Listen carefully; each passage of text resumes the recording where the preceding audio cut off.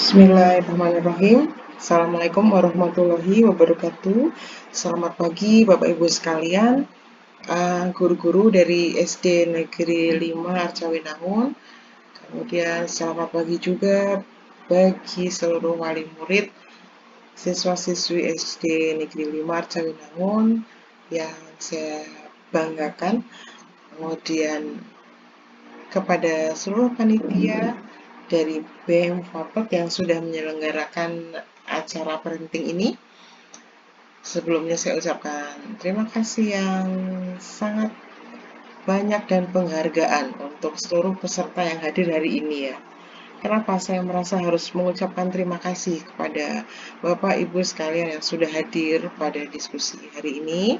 Karena dengan hadir berarti menunjukkan bahwa Bapak Ibu sekalian memiliki kepedulian terhadap perkembangan psikologi putra-putri Bapak Ibu sekalian. Kita semuanya dalam kondisi yang sama ya, sama-sama sedang menghadapi musibah yang mendunia. Jadi situasi pandemi yang sangat-sangat signifikan merubah semua pola kehidupannya, termasuk salah satunya adalah hubungan orang tua anak berkaitan dengan proses belajar di rumah. Nah, ini diskusi yang cukup seru sebetulnya ya. Terima kasih sekali lagi saya ucapkan untuk panitia dari BEM Vapet karena sudah berinisiatif menyelenggarakan diskusi online pada pagi hari ini. Ya, sebelumnya saya perlu memperkenalkan diri terlebih dahulu barangkali ya. Nanti kita akan sama-sama membicarakan peran orang tua dalam mendampingi anak belajar. Saya Rahmawati Wulansari, MSI Psikolog. Perkenalkan, bahwa saya adalah psikolog, jadi memiliki latar belakang ilmu psikologi.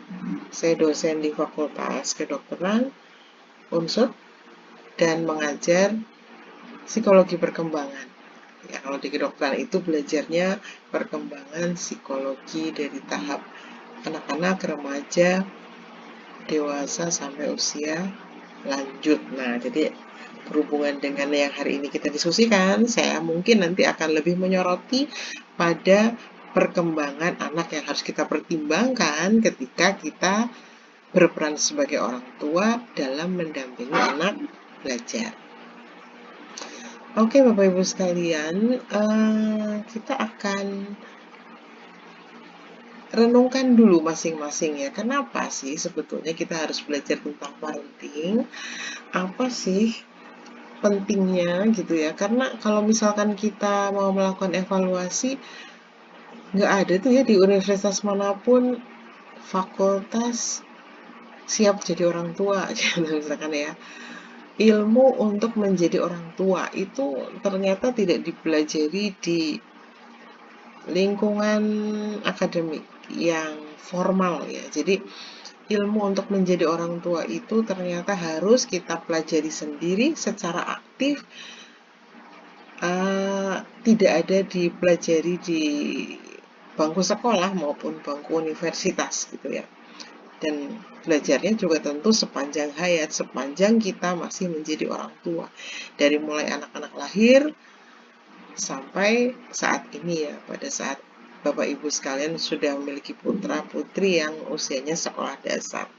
Tentu nanti juga berhubungan dengan pada saat mereka memasuki usia remaja. Wah, di sana nanti lebih seru lagi ya, permasalahan yang akan mungkin muncul. Lebih kompleks, jadi tidak hanya sekedar bagaimana belajar mendampingi remaja belajar di rumah secara daring, tapi sudah lebih kompleks karena berkaitan dengan pencarian identitas diri, kemudian contoh-contoh lingkungan, role model yang lebih luas dibandingkan dengan keluarga gitu ya. Itu pembicaranya sudah lebih kompleks. Tapi kalau kita belajar psikologi anak-anak, dalam hal ini adalah anak di usia sekolah dasar, di mana Bapak Ibu sekalian sekarang sedang mendampingi anak usia sekolah dasar, maka kita bisa katakan bahwa itu mungkin lebih simpel dibanding dengan mendampingi anak remaja. Jadi optimis ya Bapak Ibu sekalian, sebetulnya bisa. Mungkin kita pada hari ini akan mendiskusikan bersama-sama sebetulnya apa sih yang terjadi pada anak-anak di usia sekolah dasar, kemudian apakah selama ini yang diterapkan oleh Bapak Ibu sekalian di rumah itu sudah merupakan hal yang tepat. Prediksi saya sih sebetulnya sebagian besar pasti sudah benar ya dalam mendampingi anak-anak. Nah, mungkin ada hal yang perlu didiskusikan secara khusus berkaitan dengan permasalahan-permasalahan yang muncul. Karena kalau misalkan kita mau update berita ya Bapak Ibu sekalian, kita juga tahu bahwa ada ya orang tua yang membunuh anak pada saat proses belajar daring. Orang tuanya mengaku stres mendampingi anak-anak. Anaknya juga tentu stres juga ya karena punya tugas yang banyak gitu. Kemudian mereka konflik di situ sekali, dua kali, tiga kali. Nah, karena nggak punya ilmu parenting, maka ketika orang tua sudah mentok, tidak tahu lagi apa yang harus dilakukan, ya terjadilah itu. Awalnya melakukan kekerasan sekali, dua kali, terus terlanjur ya sampai anak ini meninggal. Ini adalah hal yang sangat uh, menyentak ya perasaan saya, naluri saya sebagai seorang ibu maupun seorang psikolog. Wah, ini keadaan sudah cukup gawat dari sisi kondisi kesehatan mental dari orang tua maupun anak-anak gitu ya. Jadi even saya optimis bahwa sebagian besar sebetulnya paham karakter anak, paham apa yang harus dilakukan oleh orang tua, tapi rupanya ada juga sebagian yang memang harus diluruskan pemikirannya tentang parenting ini. Karena kalau misalkan tidak berusaha untuk diluruskan kejadian yang sama, ya kita tidak mau berulang-ulang terjadi ya. Itu juga kejadiannya bukan di Banyumas. Walaupun begitu, ya kita nggak bisa menutup mata kalau misalkan kondisi ini masih terus lama berlangsung, kemudian kita juga nggak tahu apa yang harus kita lakukan, bisa jadi kecolongan. Nah, itu yang saya tidak inginkan ya. Maka hari ini kita sama-sama harus tahu apa sih sebetulnya pentingnya belajar parenting, karena kita itu sebetulnya bertugas sebagai orang tua yang mendampingi anak untuk bisa tumbuh menjadi individu dewasa yang mandiri. Artinya kita dalam posisi yang memberikan pendampingan gitu. Jadi ilmunya itu sebetulnya sama ya. Kalau misalkan kita katakan orang tua sudah lahir terlebih dahulu, anak lahir dari kita, maka kita harusnya yang sudah punya pengalaman lebih banyak dibandingkan anak dalam menghadapi permasalahan hidup ya. Jadi kalau di ilmu psikologi itu sebetulnya kata kuncinya anak itu tidak pernah salah sebetulnya ya.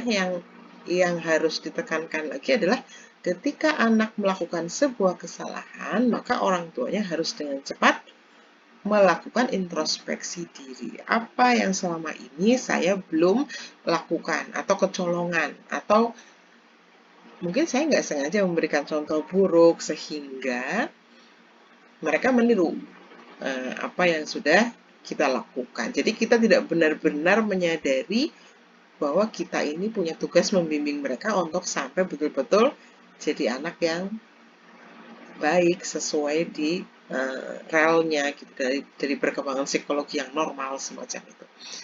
Jadi penting ya belajar parenting karena tidak ada proses pembelajaran yang formal, tapi faktanya kita harus mendampingi anak sepanjang hayat. Dari mulai anak itu lahir, memberikan pola asuh, mendampingi dia mencapai kemandirian, kemudian memiliki hubungan sosial yang sehat gitu ya. Kita mau semua anak tumbuh berkembang menjadi individu dewasa yang mandiri dan tentu sehat. Kalau kita mau mengacu sehat dari WHO, itu sehatnya dari berbagai aspek ya. Sehat menurut WHO itu sehat secara fisik, dia tumbuh sehat, aktif ya, tambah tinggi, tambah besar badannya secara fisik. Yang kedua adalah secara psikis, secara kejiwaan.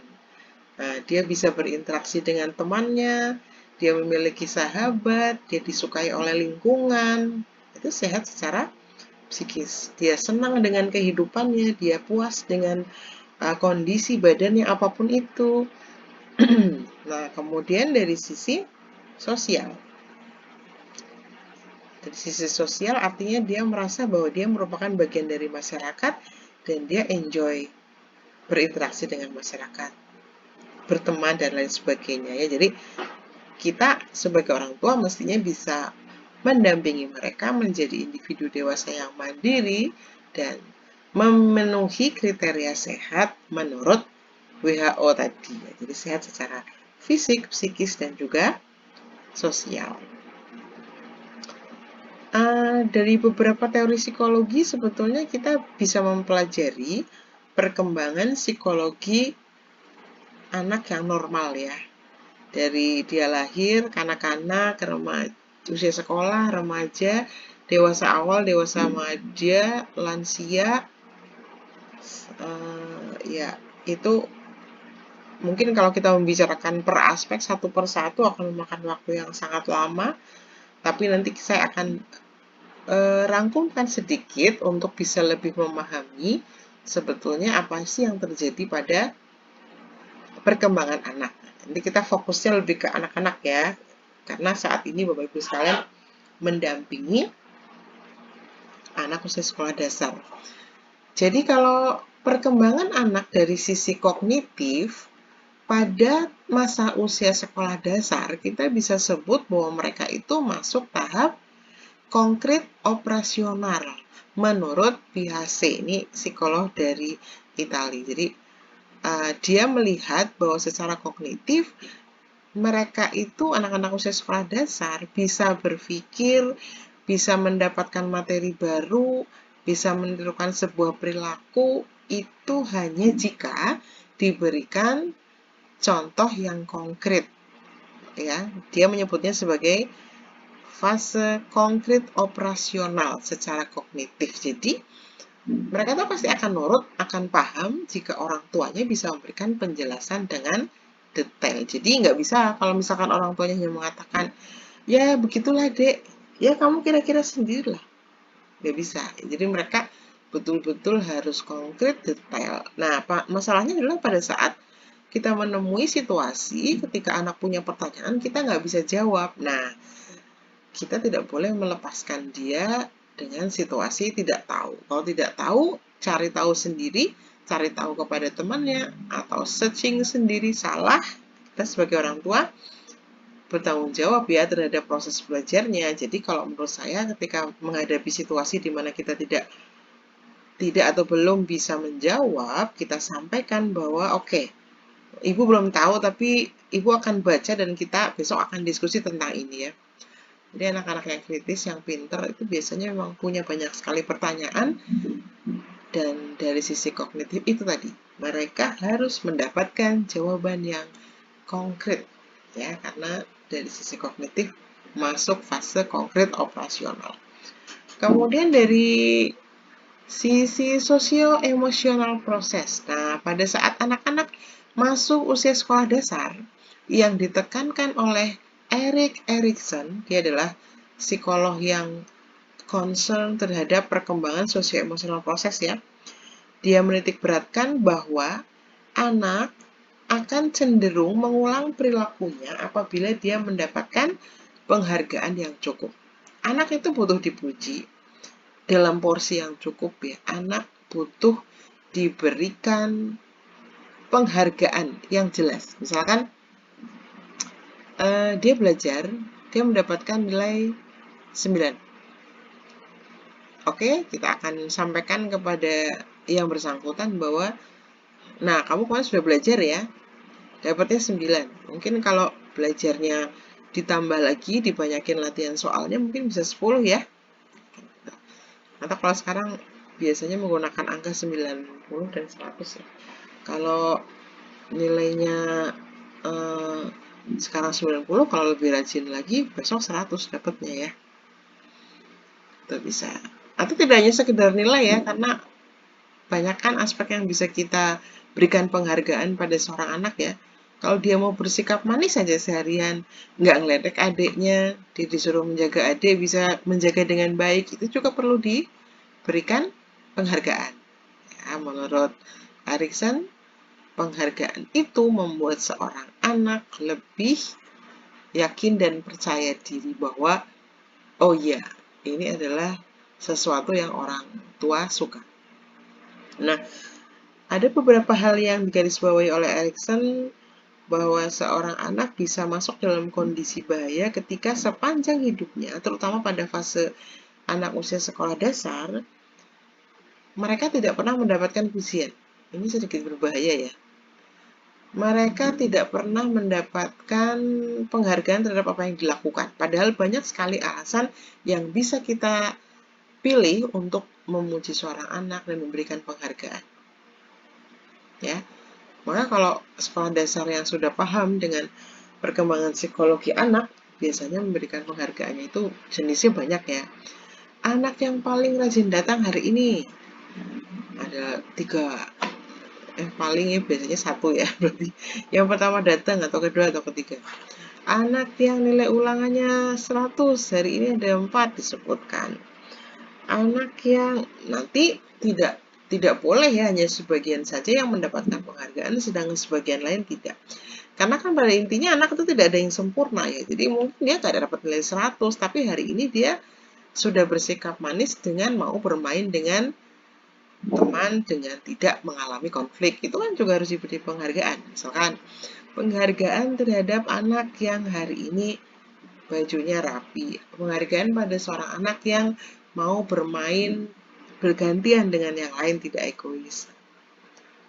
Gitu ya. Jadi dari sisi sosial-emosional proses, mereka butuh sekali yang namanya pujian dan dihargai. Kalau tidak pernah mendapatkan pujian atau tidak pernah dihargai, maka dia akan tumbuh menjadi anak yang rendah diri. Ya. Kemudian dari sisi motorik. Nah, kalau dari sisi motorik, anak usia sekolah dasar itu sedang masa aktif. Walaupun demikian, mereka sudah mulai bisa dikondisikan untuk waktu tertentu mengendalikan aktivitas motorik. Jadi kalau misalkan di sekolah dasar, ya awal-awal kelas 1 mungkin ya masih sulit untuk diminta duduk diam, jangan terlalu banyak bergerak. Nggak bisa, mereka masih mau lari, ini itu, disuruh baris, jorok-jorokan, di dalam kelas disuruh diam malah teriak, gitu. Itu kelas 1 biasanya. Makanya guru-guru di kelas 1 itu memang sangat dibutuhkan guru yang tegas, bukan galak, bukan kejam, tapi tegas. Jadi mereka harus bisa mengatur anak sedemikian rupa, karena anak kalau misalkan diatur, dia tahu orangnya tegas, dia tahu bahwa kalau si ibu mengatakan A, berarti biasanya akan terjadi A, maka saya akan nurut, gitu ya. Itu anak bisa diatur dengan mudah. Adaptasi penyesuaian sampai dia kelas 2, dan harapannya adalah setelah kelas 2 dan seterusnya sampai dia lulus sekolah dasar, tidak ada lagi ya perilaku yang seenaknya tadi ya dari sisi motorik. Mereka sudah bisa tahan nih, pengen sih sebetulnya jalan ke sana, ngeledekin, nyubit si temennya yang mungkin cantik, dia kepengen ngeledek, tapi dia tahan, dia sudah bisa tahan. Tapi kan aku kalau ke sana nanti dimarahi sama bu guru, aku takut, aku nggak mau. Nah, itu sudah mulai bisa menahan diri. Di sisi motorik memang, kalau sepanjang kehidupan manusia, motorik paling aktif itu kan pada masa balita ya. Dia 3 tahun tuh sudah bisa jalan, naik tangga, turun tangga, lari. Nah, itu aktivitas yang paling menonjol sepanjang kehidupan manusia. Tapi pada saat masuk sekolah dasar, harapannya sebetulnya sudah mulai menengah. Dia sudah bisa mengendalikan motoriknya dengan baik. Kemudian dari sisi psikoseksual, nah ini Sigmund Freud membahas tentang psikoseksual ya. Jadi pada saat masuk usia sekolah dasar, ini masuk fase laten. Jadi mereka sebetulnya sudah dinyatakan aman dari hal-hal yang mungkin dulu pernah terjadi pada saat mereka di usia taman kanak-kanak atau kelompok bermain ya. Jadi usia 3, 4, 5 dinilai oleh Sigmund Freud itu masa yang dalam tanda kutip sensitif ya, karena dia sedang mempelajari tubuhnya, mengenal gendernya, dia membandingkan orang lain kok bentuknya seperti ini ya, teman lain kok aku nggak punya seperti itu ya. Nah, nanti orang tuanya memberikan pendampingan. Oh, dia laki-laki, kamu perempuan. Nanti wujud alat genitalnya itu berbeda. Itu kan pada saat balita ya. Begitu masuk usia sekolah dasar, perkembangan psikoseksualnya seperti laten, bukan tidak berkembang, tetapi karena memang waktunya banyak disibukkan untuk konsentrasi pada pelajaran. Jadi semakin sibuk mereka, semakin mereka nggak mengeksplor lagi tubuhnya. Bapak Ibu pernah dengar ya kalau misalkan anak-anak usia 4 tahun, 5 tahun, mereka membanding-bandingkan alat kelamin, kemudian mengeksplorasi tubuhnya sendiri, mempermainkan alat kelamin. Nah, itu pada sebagian kasus saya melihatnya bukan sebagai suatu kelainan, tapi memang pada perkembangan psikoseksual menurut Sigmund Freud, dia mengeksplorasi tubuhnya sendiri sebagai cara mengidentifikasi gender. Nah, pada saat masuk usia sekolah dasar, hal ini harapannya sudah bisa dihilangkan. Mereka sudah konsentrasi untuk belajar lebih serius, sudah tahu penghargaan, sudah tahu malu. Kalau misalkan nilai nggak bagus, sudah bisa membandingkan, kok temanku nilainya segitu, aku segini, aku harus lebih berusaha lagi. Itulah ciri-ciri anak usia sekolah dasar. Nah, sekarang saya akan jelaskan sedikit tentang tipe-tipe pola asuh yang biasanya diterapkan oleh keluarga di Indonesia. Nanti Bapak Ibu sekalian boleh melakukan evaluasi kira-kira saya masuk di tipe pola asuh yang mana. Yang pertama adalah tipe permisif.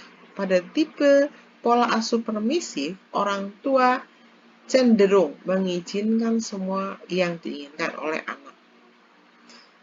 Minta barang apapun dibelikan. Minta jajan sebanyak apapun sebelum sekolah diberikan. Minta ini terus sampai satu titik pada saat sudah masuk usia sekolah dasar, Bapak dan Ibu baru sadar bahwa ternyata kita nggak bisa ngatur anak ya, anak yang mengatur kita. Jadi waktu di awal-awal mungkin permintaannya baru sedikit, hanya makanan, hanya jajan. Tapi lama-lama yang diminta bisa hal yang lebih mahal ya. Nanti masuk fase remaja, saya mau motornya harus tipe yang ini. Harus diberikan sekarang juga. Pernah dengar anak yang ngamuk mukul orang tua sampai terluka hanya karena tidak diberikan motor di usia remaja. Anak tambah besar tubuhnya, fisiknya, kalau keinginannya tidak dikendalikan, akibat pola asuh permisif ini cenderung merugikan ya untuk orang tua. Sebetulnya berbahaya untuk anak juga karena ketika dia mendapatkan pola asuh yang permisif, dia nggak terbiasa untuk mengontrol keinginannya sehingga apapun yang diinginkan harus terjadi. Seringkali menghalalkan segala cara. Nah, ini yang sangat tidak kita inginkan. Mau nilai bagus, nyontek aja lah nyontek. Yang penting kan nilainya bagus. Ya nggak bisa, itu bibit-bibit korupsi. Nah, menyontek itu bibit korupsi, jadi nggak bisa. Saya mau mainan itu yang dimiliki oleh teman saya. Tapi orang tua saya nggak membelikan. Saya mau itu, saya ambil aja. Tuh, salah satu akibat dari permisif adalah tingkah laku yang seperti itu. Sulit sekali mengendalikan keinginan. Sedangkan yang kedua adalah otoriter. Nah, pada otoriter, orang tua cenderung mengatur semua yang disampaikan kepada anak. Semua aturan dari mulai bangun tidur, kemudian sampai tidur lagi, target belajar, pemilihan baju, apa menu makanan, semua diatur sampai anak itu kreativitasnya tumpul. Jadi sebetulnya pada beberapa sisi psikolog itu merekomendasikan untuk mendiskusikan terlebih dahulu sebelum kita menetapkan apa yang ditetapkan sebagai komitmen keluarga ya. Jadi kalau anak otoriter itu biasanya inisiatifnya jadi nol. Ya, jadi tidak punya ide, jadi takut salah, jadi ya nurut, tampaknya nurut ya, tapi ketika diminta untuk melakukan penyelesaian masalah dengan cepat, dia tidak punya inisiatif yang bagus. Jadi efek dari otoriter itu juga rupanya tidak terlalu positif untuk perkembangan psikologi anak. Nah, kemudian yang ketiga adalah pola asuh yang sangat direkomendasikan. Pada pola asuh demokratis, orang tua menempatkan diri pada orang yang mengatur memang ya. Jadi ayah dan ibu itu di situ ada kepala keluarga, ada sebagai ibu rumah tangga. Jadi semuanya diatur oleh orang tua, tetapi anak-anak masih boleh mengemukakan sebuah ide. Misalkan kita liburan mau kemana ya, mau ke rumah nenek di kota A atau nenek yang di kota B, atau kita mau gantian, atau kita mau didiskusikan.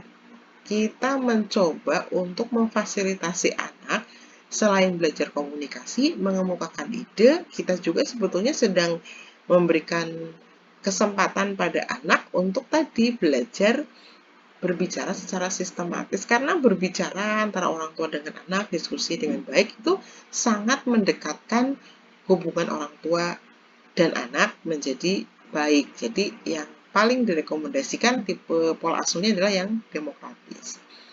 Tidak boleh tidak harus mendengarkan suara anak, tetapi nanti apabila kita sebagai orang tua, kita tahu yang baik itu sebetulnya yang seperti ini. Nah, kita mengatakan kepada anaknya itu tidak otoriter, tetapi kita pancing dia, distimulasi pemikirannya agar supaya dia nurut. Kan bisa ya kita mengatakan gini, kemarin sudah minum es krim, hari ini minta es krim lagi. Orang kalau kebanyakan es krim akan mengalami sakit, bisa flu, bisa demam. Ya, kalau sudah makan es krim itu manis, kita merasa kenyang, kita jadi nggak bisa makan makanan bergizi lain, jadi gampang sakit. Kira-kira mau nggak misalkan kita dalam kondisi sakit? Dulu kan Mas pernah kan sakit, demam, rasanya enak kan disuruh minum obat dan sebagainya. Itu salah satu ciri-ciri demokratis ya. Jadi orang tua sama anak itu bisa dekat karena komunikasinya berlangsung dengan baik. Nah, sekarang perbedaan dari uh, luring dan daring. Ini sebetulnya ada permasalahan yang utama ya. Gimana caranya kita sudah belajar tentang perkembangan psikologi anak, sudah tahu tipe pola asuh yang direkomendasikan. Nah, faktanya pada saat ini kita menghadapi situasi bahwa anak itu yang tadinya senang berkumpul dengan teman, satu meja tampak seperti di kartun ya, mereka bisa bercanda, bisa belajar bareng, belajar di sekolah itu sebagai suatu kegiatan yang sangat menyenangkan, versus saat ini terjadi belajar di rumah secara daring. Tadi di awal sudah saya sampaikan ya bahwa banyak sekali permasalahan yang muncul berhubungan dengan proses pembelajaran daring. Yang pertama dan utama itu masalah penggunaan gadget. Itu di situ di kartun ada tulisannya ya. Jaringan, oh jaringan. Sampailah ke desa kami. Oh, ini kalau permasalahan yang di desa ya. Tapi yang pertama sebetulnya permasalahan gadget. Bisa dari gadgetnya tidak punya, harus punya. Gadgetnya mungkin punya sekeluarga satu, anaknya ada tiga, jadi harus gantian. Padahal itu juga digunakan ibunya untuk bekerja, jualan online, misalkan gitu ya. Kemudian apalagi? Permasalahan lain, budget untuk memiliki kuota. Nah, budget kuota itu bertambah. Kemudian apalagi? Belum kendala sinyal, kuota sudah beli, tapi posisi rumah jauh dari tower, apalagi kalau di pedesaan. Kemudian, ya jadi masalah tersendiri ya.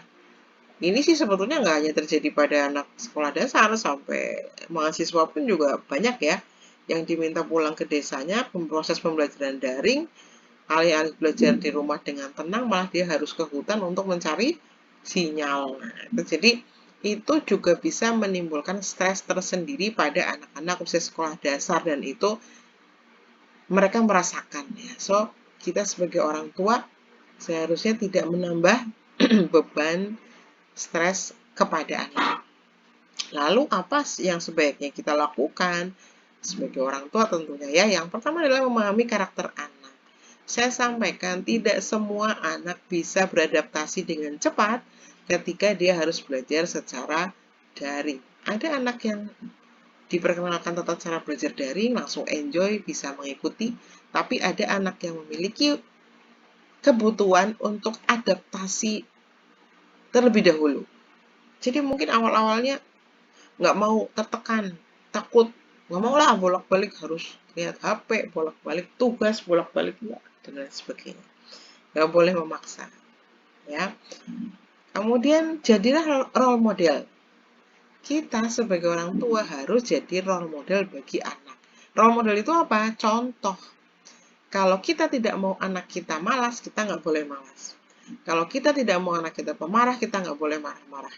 Kalau mau anak kita rajin, maka kita harus menunjukkan juga bahwa kita ini rajin. Kita menggunakan waktu dari pagi sampai malam, melakukan aktivitas yang bermanfaat, berkualitas, dan inilah yang ibu bapak kerjakan. Jadi kamu sebagai anak sekolah dasar juga harus meniru. Nah, sebetulnya kepada anak usia sekolah dasar itu nggak perlu banyak-banyak bicara ya. Kalau kita terus menunjukkan sikap dan perilaku kita, kegiatan harian kita, anak memperhatikan, anak otomatis meniru. Kalau kita menghabiskan waktu pagi hari lama dengan membaca buku, anak otomatis ikut-ikut. Sebaliknya kalau kita dari pagi sampai sesiangan, mungkin kelihatan duduk-duduk saja ya, ngobrol, main HP, atau apa ya, sekarang main HP itu memang antara main dan juga bekerja memang ya, jadi memang agak sedikit overlap. Ya, yang jelas, jadilah role model yang baik. Kalau kita mau anak kita seperti apa, kita harus bertingkah laku seperti itu. Tidak menambah beban anak dengan sikap kita, tadi saya sudah sampaikan ya. Kemudian tidak ada yang sempurna dan ideal, ini juga harus dibold ini ya. Dari pada saat proses pembelajaran daring selama masa pandemi, tidak ada satupun yang bisa berjalan dengan sempurna dan ideal. Yang ada adalah berusaha mendekati ideal. Tapi nggak pernah ideal. Kenapa? Kurikulum yang tadinya sudah ditetapkan, nggak bisa semuanya dilakukan pada saat daring. Dulu kan ada ya, belajar sesuatu yang kemudian dipraktekkan oleh gurunya. Nah, main drama di SD untuk menghayati sebuah pelajaran tentang empati, atau praktek masak, atau olahraga.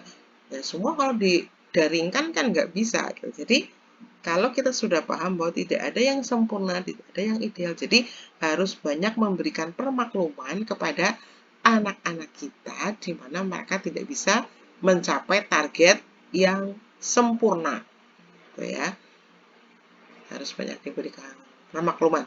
Nah, gimana caranya supaya anak juga tidak bosan pada saat pembelajaran daring? Yang pertama, orang tua harus kreatif. Hari pertama pembelajaran daringnya seperti itu. Besok lagi kita juga mau anak kita penuh semangat. Jadi kita berikan suasana yang berbeda. Belajar daring bisa dipindah satu kamar ke kamar lain. Bisa juga kadang di luar rumah. Bisa juga kadang dibiarkan sendiri atau dengan adiknya, atau kadang dengan ayahnya, atau bergantian ayah dan ibu. Harus kreatif menciptakan suasana agar supaya dia mau. Mencari berbagai model pembelajaran online. Nah, tata cara belajar online itu kan sebetulnya banyak modelnya ya. Caranya, ibu bapak sekalian bisa searching dari YouTube metode-metode belajar selama masa daring. Memang mau tidak mau ya menuntut ayah ibu di rumah untuk bisa lebih menyediakan waktu agar supaya mereka anak-anak itu lebih mudah didampingi ya, karena guru-guru itu kan mendampinginya dari jauh. Jadi kalau di rumah mau tidak mau orang tua yang harus lebih kreatif. Kemudian menjaga kesehatan mental anak. Banyak yang mengeluhkan selama masuk masa pandemi, belajar online, hubungan anak dan orang tua buruk. Padahal anak-anak itu masih usia sekolah dasar. Aduh, ini kan sangat tidak diinginkan ya, karena sebetulnya sangat penting membuat hubungan orang tua baik pada saat fase-fase di mana anak itu membutuhkan role model yang baik. Jadi jangan mudah terpancing ya Bu ya. Bapak Ibu sekalian harus lebih sabar menghadapi anak-anak. Kalau misalkan sudah sangat marah, akan lebih baik diam terlebih dahulu untuk kemudian setelah kondisi lebih mereda, nah barulah kemudian kita sampaikan kepada anak. Coba tadi, seperti itu, kenapa ibu marah? Kenapa ayah marah? Kamu tahu nggak? Harusnya bagaimana? Terus bisa dibuat tata cara seperti itu ya, jangan langsung marah-marah karena itu bisa mengganggu kesehatan mental anak. Kalau anak stres, kalau anak teriak-teriak, kalau anak jadi tidak mau belajar sama sekali, atau bahkan yang kita khawatirkan kan mereka malah jadi menarik diri, mengurung diri, nggak mau interaksi. Nah, itu kan sangat tidak diinginkan ya. Jadi kita mau anak kita tetap sehat. Kemudian menjaga imun tubuh. Nah, konsumsi makanan-makanan yang tepat, tempat sehat 5 sempurna, kemudian menjaga protokol kesehatan. Menjaga imun tubuh itu salah satunya juga ini apa melakukan interaksi dengan orang lain. Yang penting protokol kesehatannya dijaga dengan baik ya. Sekali-kali ketemu dengan anak tetangga, bermain bersama, itu kebutuhan yang tidak bisa dihindarkan ya untuk anak-anak usia sekolah dasar. Memang usia-usianya itu sedang senang bermain dengan anak seumuran. Jadi kalau nggak diberi kesempatan, mereka bisa ya tadi ya sedih, bete, nggak ngerti ya, apa yang eh, harus disampaikan. Yang penting kamu nggak seneng aja ya. Kalau misalkan diam saja atau nggak ada aktivitas, nggak ketemu dengan teman lama, gitu ya. Jadi kalau mau mengadakan pertemuan boleh, yang penting jangan berkerumun, mungkin maksimal 5 anak. Kemudian harus dipastikan sama-sama sehat, harus dipastikan menggunakan protokol kesehatan, nggak peluk-pelukan, nggak tuker-tukeran masker, dan sebagainya ya. Ini orang tua tetap harus jaga.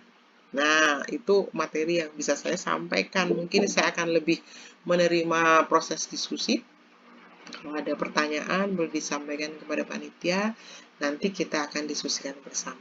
Referensi untuk materi yang saya sampaikan hari ini dari Elizabeth Harlock. Judulnya adalah Psikologi Perkembangan Manusia Sepanjang Rentang Kehidupan. Sekian materi dari saya. Mudah-mudahan ada manfaatnya untuk Bapak Ibu sekalian. Assalamualaikum warahmatullahi wabarakatuh.